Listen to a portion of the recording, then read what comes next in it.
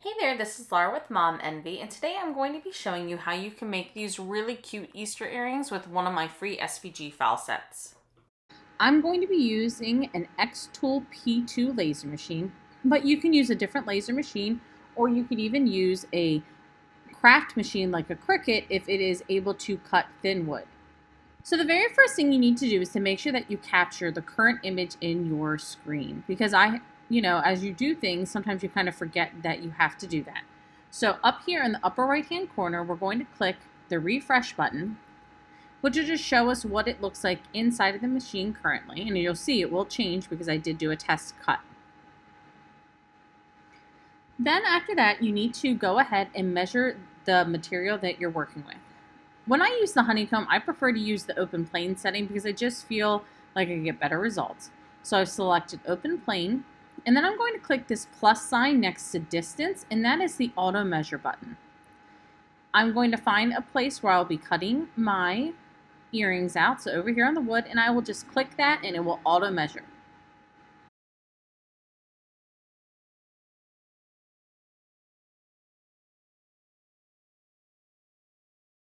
All right, so it is measured. And the reason I always do this first is because if you measure and the distance is different than what it was previously, it will actually change the focus level of the camera. And that will mean if you've already placed your image, you may have to move it. So it just saves me time to do it ahead of time. The next step is to go over here in the upper left-hand corner and click the image icon. Then you're going to find wherever you've saved the earring file, and I'm going to click open and drag it over here to where we can see it.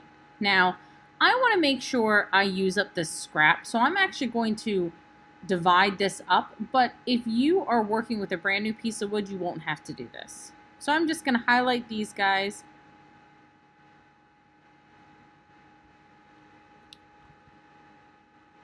And put them right here.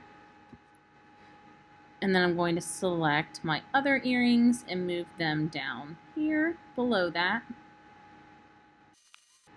Now, oddly, I'm not sure what happened with my carrots, but for some reason my carrots moved. So I'm just going to erase that, and I'm going to go ahead and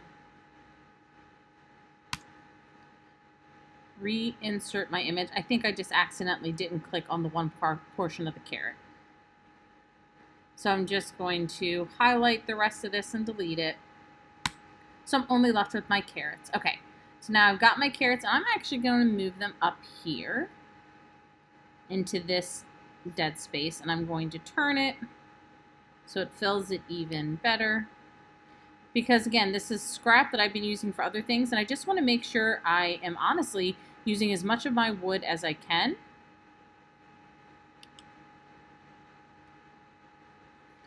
Oh, and it went away again. That's weird. Okay, so I can't, for some reason today, my software is being a little strange when I use my arrow keys. It's not holding the whole thing together. So I'm just going to instead highlight it and move it myself. So that is actually all you have to do, and you are almost ready to go other than your settings. Now, if you're using a wood material or an acrylic that you have not used before, please make sure you test your own test grid to figure out your settings. As you can see on the left-hand side, I didn't do a test grid for this, but I did do a bunch of different settings because I wanted to see how dark and light I wanted everything to be for this set of earrings. Just make sure you do your own instead of using mine, because even if you use mine as a base to start from, that's great. But remember, everybody's machine and everybody's material that they're working with is going to act differently. So over on the left-hand side, I'm going to click my different layers. I'm going to start with my engrave layer, which is the black layer. And I'm going to go over here on the right-hand side and click engrave. For my settings, I'm going to use a power of 30 and a speed of 100. For my next layer, which is my red layer, that is my cut layer. Over on the right-hand side, I'm going to make sure I click cut. And then I'm going to use a power of 80. And actually, I'm also going to use a speed of 80. And then finally, for my score setting, I only have one tiny little score on this entire thing was just the carrot line, and that's just to make it easier when I go to color in later. So because this wood is so thin, I'm actually going to do the lowest possible power and the highest possible speed because I just want a really faint line. I don't want it to be super dark or to accidentally go all the way through because this wood is so thin. And believe it or not, that's it. We're ready to go to make our stud earrings. I'm going to go over here to the right-hand side and click Process, and then I will show you what it looks like on our actual P2. So we'll click the Process button in the bottom right-hand corner. It'll bring up a preview. Just ignore this little area up here in the upper left-hand side. This actually has nothing to do with the program. It's just my computer has been acting a little bit strange today. All right, we have our wood in here. We're ready to start. On the right-hand side, I'm going to click the glowing button, and then it will begin to engrave. I'm not going to show you the entire thing, but I will show you at the end what it looks like. Next, I'm going to show you a trick that I use when I want to take out just one earring to make sure everything looks right and that I don't need to change my settings before I pull everything up, just in case I need to engrave something a little bit more. I just use a little bit of painter's tape, stick it onto the earring, and then pull up, and it easily comes out so that I can take a better look at how the results are. And that's it. Once I know that I like it, I'm going to go ahead and take a little bit of rubbing alcohol and just clean off all of that soot and char that you get when you are engraving and cutting. And then the next step will be for me to use my acrylic pens that I love to color in my earrings. Okay, now that we have painted all of our earrings, it's time to put on our earring backs. Now I just got this tray of a whole bunch of different backs from Amazon, and I'll link it in my post. But it's actually super easy to make earrings.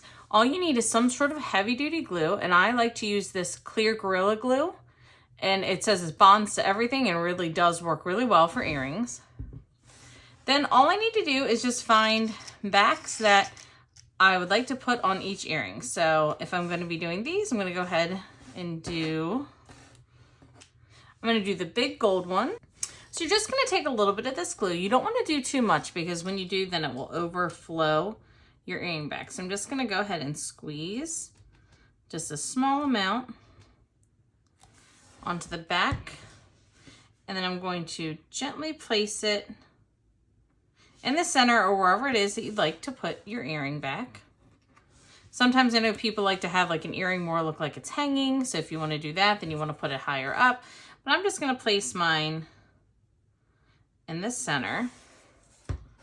I'm going to make sure that I place it in the same location for the other earring. Otherwise it will look a little strange. We're just going to press them down lightly just to make sure it's nice and secure. So let's do another one. So when we're doing something like these little peeps, they're teeny tiny. So you're going to want to do the smallest that you've got. And when I cut these, I made sure that I cut them so that they wouldn't be too small for earring backs. So again, I'm just going to repeat. I'm going to put the tiniest little bit of glue on the back.